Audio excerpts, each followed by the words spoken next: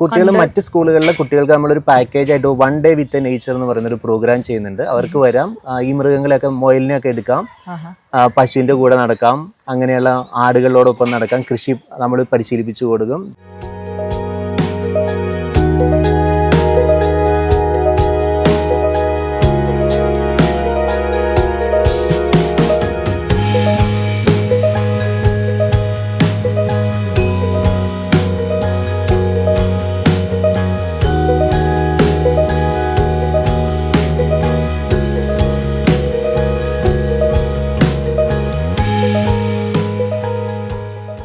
വൈവിധ്യമാർന്ന പശുക്കൾ, കോഴികൾ, ആടുകൾ, വാത്തകൾ, പ്രാവുകൾ, തത്തകൾ, അങ്ങനെ ഒരുപാട് പക്ഷി മൃഗാദികളെ വളർത്തി അത് പുതുതലമുറയ്ക്ക് പരിചയപ്പെടുത്തി കൊടുക്കുന്ന ഒരു ഫാമിലാണ് നമ്മൾ ഇന്ന് എത്തിച്ചേർന്നിരിക്കുന്നത്. ഇത് വരുന്നത് നമ്മുടെ തൃശ്ശൂർ ജില്ലയിലെ ഇരിങ്ങാലക്കുടയിലുള്ള ക്രൈസ്റ്റ് കോളേജ് ആണ്. ക്രൈസ്റ്റ് കോളേജിന്റെ നേതൃത്വത്തിൽ ഇവിടെ പ്രവർത്തിച്ചു വരുന്ന അഗ്രോ ഇന്നൊവേഷൻ പാർക്ക്, അവിടുത്തെ കാഴ്ചകളാണ് ഇന്ന് ഇന്ത്യൻ വാർത്ത കൃഷിയിടത്തിൽ നിങ്ങൾക്കായി പരിചയപ്പെടുത്തുന്നത്.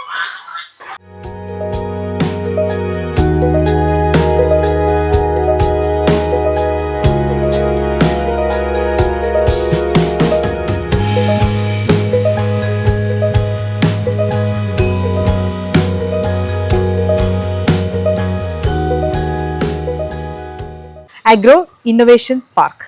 ഓക്കെ, അപ്പോൾ ഈ ഒരു പാർക്കിലെ കാഴ്ചകളാണ് ഇന്ന് നിങ്ങൾക്കായി പരിചയപ്പെടുത്തുന്നത്. ഇതിന്റെ വിശദാംശങ്ങളൊക്കെ നമുക്ക് പറഞ്ഞു തരുന്നത് ഇവിടുത്തെ ഇൻചാർജായ സുബിൻ സാറാണ്. സാർ നമസ്കാരം. കൃഷിയിടത്തിലേക്ക് സ്വാഗതം. ഇവിടെ വന്ന് കണ്ടു തീരാത്ത അത്ര ആനിമൽസിന്റെ ഒരു ലോകം, ബേർഡ്സ്, ആനിമൽസ്. എങ്ങനെയാണ് ഇപ്പൊ ഈ ക്രൈസ്റ്റ് കോളേജിൽ ഇങ്ങനെ ഒരു സെറ്റപ്പ് എങ്ങനെ തുടങ്ങി? ഇത് ക്രൈസ്റ്റ് കോളേജിൽ 2023 നമ്മൾ സ്റ്റാർട്ട് ചെയ്തതാണ് ക്രൈസ്റ്റ് ആഗ്രോ ഇന്നൊവേഷൻ പാർക്ക് എന്ന്. ഇന്നൊവേഷനും ശാസ്ത്രീയത ഉപയോഗിച്ചുകൊണ്ട് കൃഷിയെ എങ്ങനെ സമുദ്രിക്കാം എന്ന ലക്ഷ്യത്തോടു കൂടി ക്രൈസ്റ്റ് കോളേജ് മാനേജ്മെന്റ് സ്റ്റാർട്ട് ചെയ്ത ഒരു പ്രോഗ്രാമാണിത്. ഇതിനിപ്പം നിലവിൽ നമുക്ക് 3 അവാർഡുകൾ കിട്ടിയിട്ടുണ്ട്. ഒന്ന് കേരള സ്റ്റേറ്റിന്റെ ബയോഡൈവേഴ്സിറ്റി അവാർഡ്, ഇപ്പം രണ്ടാമതായിട്ട് നമുക്ക് കിട്ടിയിരിക്കുന്ന കേരള കൃഷി അഗ്രികൾച്ചർ ഡിപ്പാർട്ട്മെന്റിന്റെ ഏറ്റവും നല്ല കൃഷി സ്വകാര്യ സ്ഥാപനത്തിലുള്ള കൃഷി അവാർഡ് നമുക്ക് കിട്ടിയിട്ടുണ്ട്. ഇവിടെ പ്രധാനമായിട്ടും നമ്മൾ ചെയ്യുന്നത് മൃഗപരിപാലനം, കൃഷി, ജൈവ കൃഷിയിൽ ഊന്നിയ പ്രവർത്തനങ്ങളാണ് പ്രധാനമായിട്ട് നമ്മളിവിടെ നടത്തി വരുന്നത്. പ്രധാന തരത്തിലുള്ള എക്സോട്ടിക് ആയിട്ടുള്ള സ്പീഷീസ് ഉള്ള അന്യം നിന്ന് പോകുന്നതായിട്ടുള്ള ലോക്കൽ ബ്രീഡ്സ്, ഇവിടെ ഏകദേശം 11 വെറൈറ്റിയിലുള്ള നാടൻ പശു ഇനങ്ങളുണ്ട് കേരളത്തിലുള്ള വിവിധ സ്ഥലങ്ങളിൽ നിന്നുള്ളത്. അതിനെ മറ്റുള്ളവർക്ക് കാണിച്ചു കൊടുക്കാനും പുതിയ രീതിയിലുള്ള കൃഷി രീതികൾ പഴയ രീതിയിലുള്ള തനിമ നിലനിർത്തിക്കൊണ്ട് ചെയ്യുന്ന രീതിയാണ് ഇവിടെ അവലംബിച്ചിരിക്കുന്നത്. ഓക്കെ,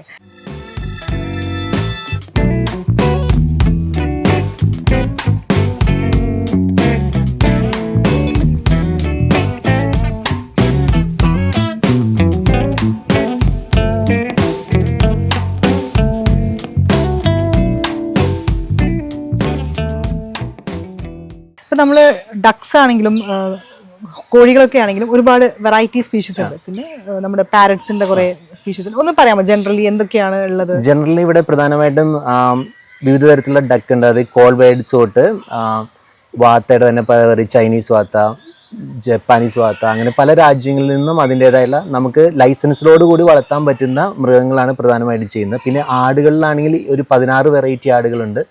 നാടൻ ഇനം തൊട്ട് മെക്സിക്കൻ കുള്ളൻ, ലോകത്തെ ഏറ്റവും ചെറിയ ആട്, പിന്നെ ചൈനീസ് ആട്, പിന്നെ ജംനപ്പാരി, അങ്ങനെയുള്ള ഇതും, പിന്നെ നാടൻ പശുക്കളായിട്ടുള്ള നമ്മുടെ വെച്ചൂർ പശു, കാസർഗോഡ് കുള്ളൻ, പിന്നെ ഗീർ പശു, അങ്ങനെയുള്ള പല വെറൈറ്റി പക്ഷികളും നമ്മുടെ അടുത്തുണ്ട്. പിന്നെ ചെറിയ കുതിര, കഴുത, അങ്ങനെയുള്ള വെറൈറ്റി കഴുതയാണിത്. ഇത് നമ്മുടെ പ്രധാനമായിട്ട് ഹിമാലയൻ കഴുതയും ഒരെണ്ണം ഒരു വെറൈറ്റി, പിന്നെ രണ്ടാമത് വരുന്നത് കർണാടക വെറൈറ്റിയാണ്. ചെറുതാണോ? ചെറുത് കർണാടക വെറൈറ്റി. ഓക്കെ. പിന്നെ നമ്മുടെ കുതിരകൾ 3 വെറൈറ്റി ഉണ്ട്. ഒന്ന് റേസിംഗ് കുതിര, കാണുന്നല്ല റേസിംഗ് കുതിരകളാണ്. ഇത് നാട്ടുകുതിര, പിന്നെ അത് പോണി, പിന്നെ മിക്സ്ഡ് ആയിട്ടുള്ള കുതിരകൾ. ഓക്കെ.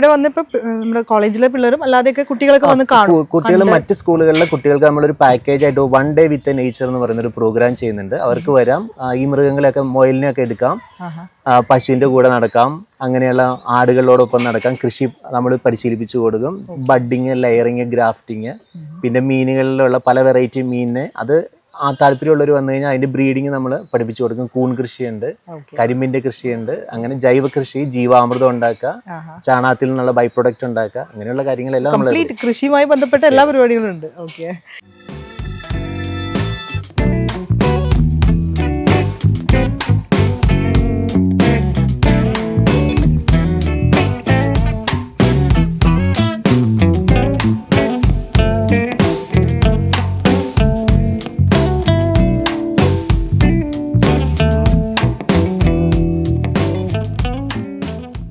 ഇതിപ്പോ ഒരു മൂല്യവർദ്ധിത ഉൽപ്പന്നങ്ങളാക്കുക അല്ലെങ്കിൽ വിപണി കണ്ടെത്തുക അങ്ങനത്തെ കാര്യങ്ങൾ നടക്കുന്നുണ്ട്. ഉണ്ട്. നമുക്ക് സി മാർട്ട് എന്നും പറഞ്ഞൊരു വാട്സാപ്പ് ഗ്രൂപ്പ് ഉണ്ട് കോളേജിന്റെ. അതിന്റെ അകത്ത് നമുക്കൊരു കൗണ്ടർ ഉണ്ട് കോളേജിന്റെ ഫ്രണ്ടിൽ. അതിലൂടെയാണ് നമ്മൾ സെയിൽ ചെയ്യുന്നത്.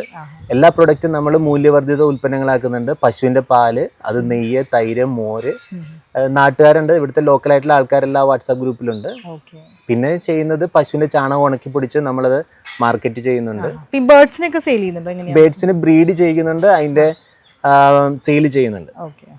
പിന്നെ മറ്റു രീതിയിലുള്ള എന്താ പറയുക, ഇവരുടെ പരിപാലനത്തിനൊപ്പം തന്നെ പുതിയ വെറൈറ്റികൾ നമ്മൾ കൊണ്ട്, കാരണം ഇത് സ്റ്റുഡൻസിന് വേണ്ടിയിട്ടാണ് വരുന്നത്. സ്റ്റുഡൻസിന് ഇത് കൂടുതലായിട്ട് പഠിക്കുന്നതിനും അറിയുന്നതിനും കാണുന്നതിനും. ഇപ്പം നമ്മുടെ പല സ്ഥലങ്ങളിൽ ചെന്നാലും കുഞ്ഞു കുട്ടികൾക്കൊന്നും അറിയില്ല.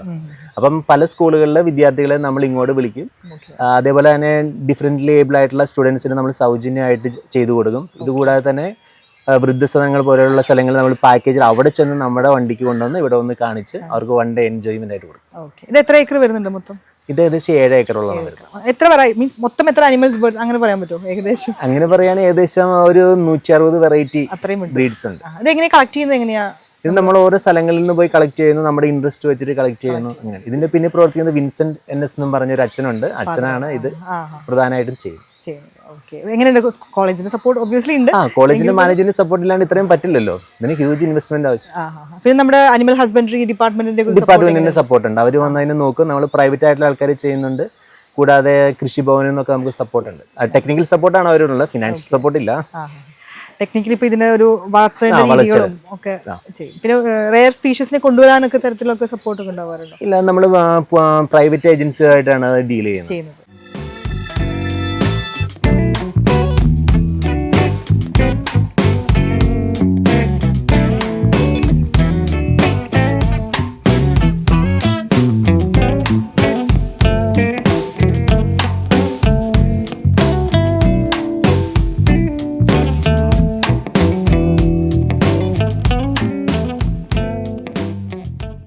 നമ്മളൊരു ഫിഷ് ബ്രീഡിംഗ് സെന്റർ കണ്ടു. അതിന്റെ ഒരു പ്രവർത്തനം എങ്ങനെയാ? ഫിഷ് ബ്രീഡിങ്ങിന്റെ നമ്മൾ ലോക്കൽ ഫിഷുകളെയാണ് മെയിൻ ആയിട്ട് ബ്രീഡ് ചെയ്യുന്നത്. 2 തരം ഫിഷുകൾ നമ്മൾ ബ്രീഡ് ചെയ്യുന്നുണ്ട്. ഒന്ന് ഓർണമെന്റൽ ഫിഷ് ഉണ്ട്, എഡിബിൾ ഫിഷ് ഉണ്ട്. ഓർണമെന്റൽ ഫിഷിന്റെ അത് നമ്മൾ ചെയ്യുന്ന ഓസ്കാർ, അങ്ങനെയുള്ള കോയിക്കാർപ്പ് മുതലായ ഗപ്പി, അങ്ങനെയുള്ള മീനുകളാണ് ബ്രീഡ് ചെയ്യുന്നത്. മറ്റേ എഡിബിൾ ഫിഷിൻ്റെ അത് നമ്മൾ ബ്രീഡ് ചെയ്യുന്നത് നമ്മുടെ നാടൻ മുഷിയുണ്ട്. അത് എനിക്ക് തോന്നുന്നു കേരളത്തിൽ ഇവിടെ മാത്രമേ അത് ബ്രീഡ് ചെയ്യുന്നു എന്നുള്ള വിചാരിക്കുന്നത്. നാടൻ മത്സ്യങ്ങളാണ്, അനാബസ് പോലുള്ള നാടൻ മത്സ്യങ്ങളാണ് നമ്മൾ ബ്രീഡ് ചെയ്യുന്നത്. ഈ ആഫ്രിക്കൻ മുഷിയൊക്കെ വ്യാപകമായിട്ട് കണ്ടിട്ടുണ്ട്. ആഫ്രിക്കൻ മുഷി നമ്മൾ വളർത്തുകയില്ല, ബ്രീഡ് ചെയ്യുകയില്ല. നമ്മൾ നാടൻ മുഷി, അതിലും കുറെ വെറൈറ്റി ഉണ്ടല്ലേ? നമ്മള് നാടൻ മുഷിയിൽ 2 വെറൈറ്റിയാണ് നമ്മൾ ചെയ്യുന്നത്. അത് നമ്മൾ പ്രധാനമായിട്ടും മുനിസിപ്പാലിറ്റികളുടെയൊക്കെ സഹായത്തോടുകൂടി എവിടെയെങ്കിലുമൊക്കെ കുളങ്ങളിലൊക്കെ നമ്മൾ അതിനെ റിലീസ് ചെയ്യുന്നുണ്ട് കുഞ്ഞിൽ. കാരണം മത്സ്യസമ്പത്ത് നഷ്ടപ്പെടാതിരിക്കാനായിട്ട്, അതിനെ പ്രൊട്ടക്ട് ചെയ്യാനായിട്ട് ലോക്കൽ ബ്രീഡ്സിന് വേണ്ടിയിട്ടാണ് നമ്മൾ ചെയ്യുന്നത്. എന്നാലും വളരെ സന്തോഷം, വളരെ വിശദമായി തന്നെ നമ്മുടെ ഈ ഒരു ഫാം പരിചയപ്പെടുത്താനും ഒക്കെ കഴിഞ്ഞത്.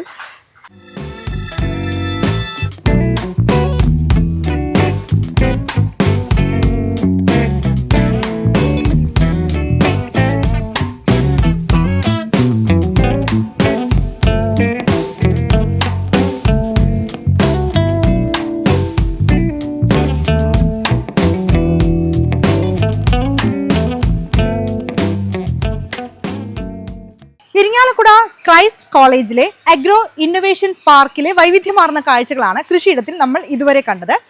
ഒരുപാട് മൃഗങ്ങളും പക്ഷികളും ഒക്കെയായി സജീവമാണ് ഈ ഒരു പാർക്ക്. നിങ്ങളുടെ സ്കൂളുകളിലുള്ള കുട്ടികളുമായി ഇവിടെ വന്ന് ഒരു ദിവസമൊക്കെ സ്പെൻഡ് ചെയ്യാൻ പറ്റിയ അത്ര കാഴ്ച ഇവിടെ കാത്തിരിക്കുന്നുണ്ട്. ഒരുപാട് പക്ഷികൾ, താറാവുകൾ, കോഴികൾ, പ്രാവുകൾ, പിന്നെ വൈവിധ്യമാർന്ന മനോഹരമായ തത്തകളൊക്കെ ഉണ്ട്. ഒപ്പം ഈ ഒരു മൃഗങ്ങൾ, ആ വെറൈറ്റി, നമ്മുടെ നാടൻ വെറൈറ്റി, മറ്റ് വിദേശ ഇനങ്ങളെയൊക്കെ പരിചയപ്പെടാനും പശുക്കൾ, ആടുകൾ ഇവയൊക്കെയായി കുറച്ച് സമയം ചെലവഴിക്കാനും ഒക്കെ നമ്മുടെ പുതുതലമുറയ്ക്ക് ഈ ഒരു ക്രൈസ്റ്റ് കോളേജ് അവസരം ഒരുക്കുന്നുണ്ട്. അത്തരത്തിൽ സ്കൂളുകളിൽ നിന്ന് ട്രിപ്പ് പ്ലാൻ ചെയ്യുന്നവർക്ക് കോളേജുമായി ബന്ധപ്പെടാവുന്നതാണ്. അതിനുള്ള നമ്പറും വിശദാംശങ്ങളും നമ്മൾ ഡിസ്ക്രിപ്ഷനിൽ നൽകിയിട്ടുണ്ട്. എന്തായാലും ഈ ഒരു സാധ്യത എല്ലാവരും ഉപയോഗപ്പെടുത്തണം. ഇതുപോലെ വ്യത്യസ്തമായ മറ്റൊരു കൃഷിയുടെ കാഴ്ചയുമായി വീണ്ടും കാണാം. നമസ്കാരം.